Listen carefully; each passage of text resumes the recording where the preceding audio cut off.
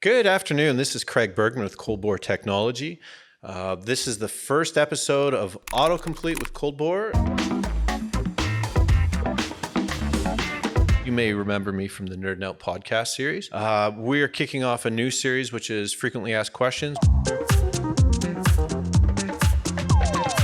Let's see what marketing has in store for me today. What does a solutions architect do at Cold Bore Technology? So my official title is solutions architect. And a lot of people think this is a made up title that not many people know about.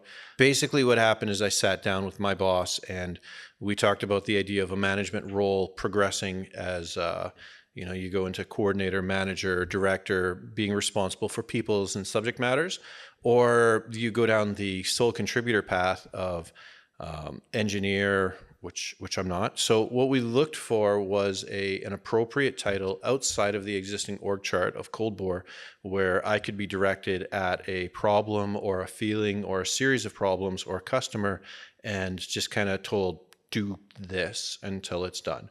I look at very specific problems inside of the system, I define them, and then once we identify that these actually are things that need work done, then I work on improving business processes and getting it to a state where it's ready to run without me, and I move on to the next problem. What makes CBT's data better than raw frac data? Well, it just is. No, the data that Cold Bore gathers on a frac site, not only do we grab frac, wireline, pump down, valve, well, sand, water, we grab a whole bunch of data. The most important part of the data is not just having it, it's the fact that it relates to each other. Like all of these data points are around a central thing, the flow of fluid into a wellbore and the amount of cost and effort to capture or to get hydrocarbon out of the ground. So our frac data and their frac data should be identical. The reality is we have math and we have data checks and we have a bunch of stuff on the back end that I'm going to ignore for this question. The thing that makes our data better than the raw frac data that you'll get on a frac site is the fact that our frac data and our wireline data and our pump down data all correlate, and we provide context on that. So it's the fact that it's a Lego piece that can combine with other Lego bricks instead of just being a standalone vertical stack.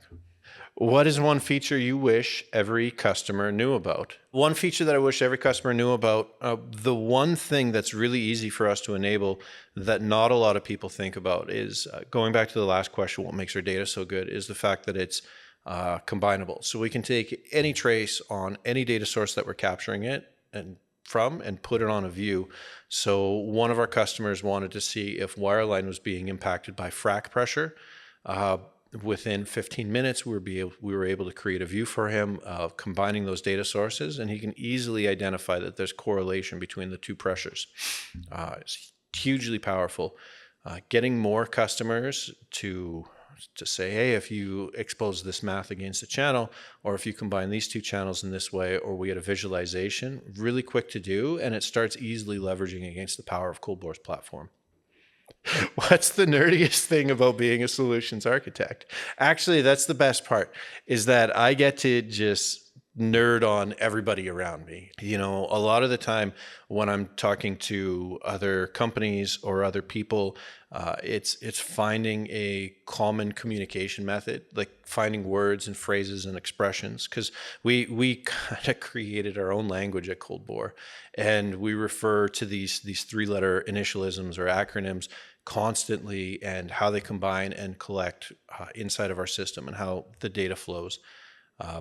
Then when we go outside and we talk to our customers, well, we're not well versed in speaking to customers. We're well versed in speaking nerd and about computers and the different technologies that we've talked over at the various Nerding Out podcasts. Don't forget to have a look at those previous ones and send comments to me, please. The thing about being a solutions architect is over the last few years, I've really been focused on establishing a method of communication internally and being able to reach everybody inside of Cold Bore, from our shop hand to our CEO, And just developing that and working with the same group of people on this really diverse feature set that is a SmartPAD, not just a dashboard, by the way, um, has been one of the best parts. How fast can I see results after implementing SmartPAD?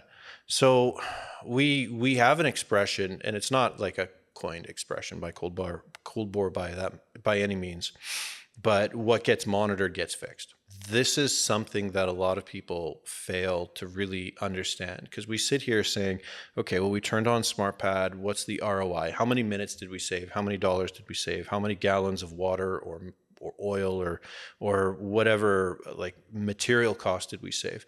And the thing that's not immediately obvious, but it is to us, is that simply by us being on pad and establishing a custom or a common critical path and contextualizing the data, and then having all of our screens across the entire pad for everybody to see, just the fact that we're there showing the customer the operation makes the operation start to run smoother.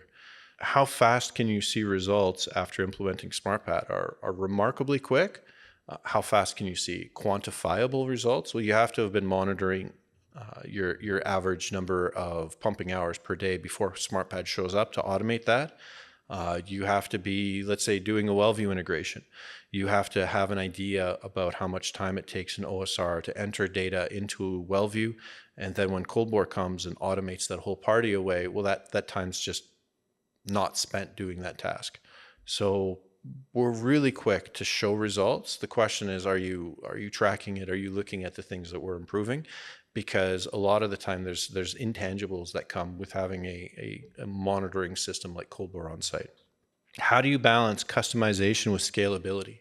Actually, we don't.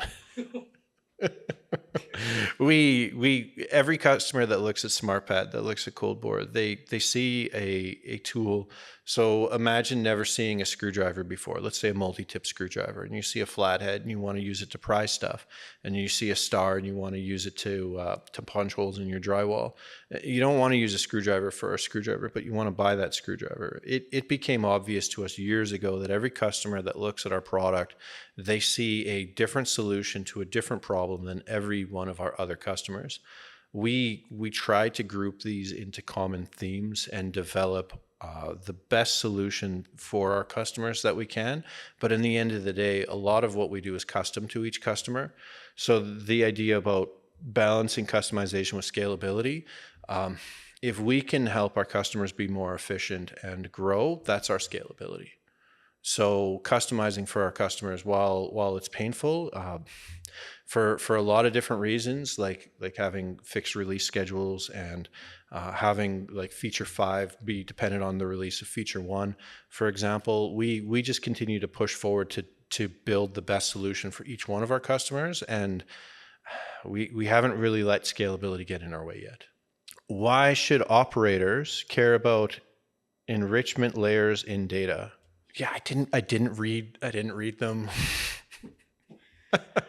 No, this question asking about enrichment layers in data is actually very specific.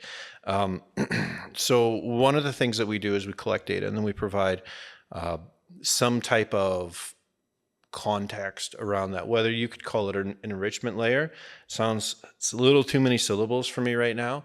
But this idea of data contextualization is really, really important. Having a data point that a pressure is X is great, but when you have the data point before and the data point after, that allows you to start looking at trends, that allows you to start understanding the operation around the data is super cool. But then when you start saying, hey, they're actually doing this activity, here are some notes or some description on why we're doing that activity, here's how long this activity has taken, all of a sudden, when you go down to the individual data point, it actually provides a lot of value. So our operators or operators in general should care about enrichment layers in data, because otherwise a CSV is just a CSV file and it still requires a person or some technology to interpret.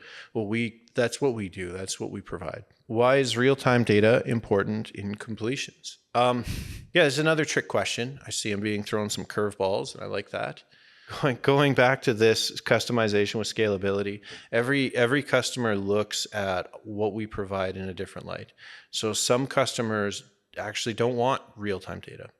Some customers want, after the pad is finished, they just want a complete data set that they can perform their analysis on. The way I look at data from a solutions architect perspective is it's like a police officer investigating a murder. Like I grew up on Columbo watching him when I was young, so that'll age me appropriately. The longer it takes from the scene of the crime until the investigation happens, the more stale the information is, the harder it is. So if we have a data collection, we'll get a CSV from frac and we'll import that into our system, let's say at the end of the pad, because this is a non-real-time solution that we're offering in this case, in this example. If there's a problem, being able to remediate that problem takes a lot of time, like a lot of effort, a lot of resources. You got to find the right contacts to export the right data to suck into the system. If we're live on site collecting data sample a second and there's an issue with that data, we can typically have that remediated within minutes, if not hours, if we need a post-stage CSV file, that type of thing. Some of the data is just not present non-real time. Now, one of the core services that we offer, which is like 1 to 2 second latency, demonstration on the cloud, etc. I don't know about anybody else out there. I wake up in the morning and the first thing that I do is I check my email, I check my messages, I check my dashboards. The ability to do that, knowing that the data is live, is just an empowerment for capability that I don't think a lot of other companies provide. So there's a huge feature set that we could get into and discuss about real-time data, but the reality is if data gets old, it gets harder to fix, and having your managers, your superintendents, your directors being able to look at live data and have analytics on pad in real time is allows you to make relevant decisions instead of latent decisions. What's the difference between Cold Bore and other data companies? I'm a little selfish on this one. I work for Cold Bore, so it's clearly the best.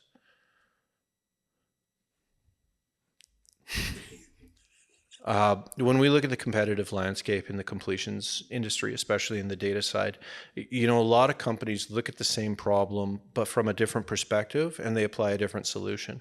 Cold Bore is really data-centric and software technology-centric. We try to minimize our hardware footprint on site and maximize the amount of cloud services and digital transformation against that data.